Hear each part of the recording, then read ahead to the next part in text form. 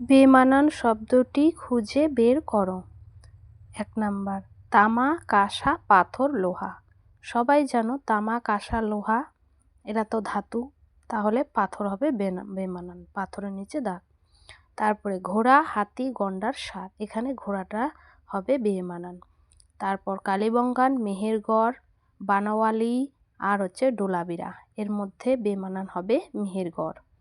তারপরে 2 দাগের দেখো, নিচের বাক্যগুলো কোনটি ঠিক এবং কোনটি ভুল লিখি। লিপির ব্যবহার সভ্যতার একটা বৈশিষ্ট্য, এটা অবশ্যই ঠিক। 2 নাম্বার, মেহেরগড় সভ্যতা আবিষ্কার করেন দয়ারাম সাহানি, এটা ভুল, কারণ জাফাসওয়া জারিস মেহেরগড় সভ্যতার আবিষ্কার করেছিলেন। হরপ্পা সভ্যতা প্রাক ঐতিহাসিক যুগের সভ্যতা, এটা ভুল।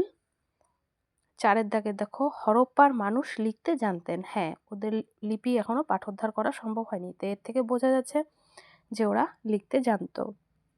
3 দাগের, সঠিক শব্দ বেছে নিয়ে শূন্যস্থান পূরণ করো। হরপ্পা সভ্যতার বাড়িঘরগুলো তৈরি হতো পাথর দিয়ে, পোড়া ইট দিয়ে না কাঠ দিয়ে? পোড়া ইট দিয়ে, এটা নিচে দাগ। তারপরে 2 নাম্বার, হরপ্পা সভ্যতা ছিল পাথরের যুগের, লোহার যুগের, তামা ও ব্রোঞ্জ যুগের সভ্যতা, হবে তামা ও ব্রোঞ্জ যুগের সভ্যতা। 3 নাম্বার, ভারতীয় উপমহাদেশে হরপ্পাতেই প্রথম নগর, প্রথম গ্রাম, দ্বিতীয় নগর দেখা গিয়েছিল, এটা হবে প্রথম নগর, প্রথম নগরের নিচে দাগ করবে। আজকে শুধু শর্টগুলো বলে দিলাম, এর পরের ক্লাসে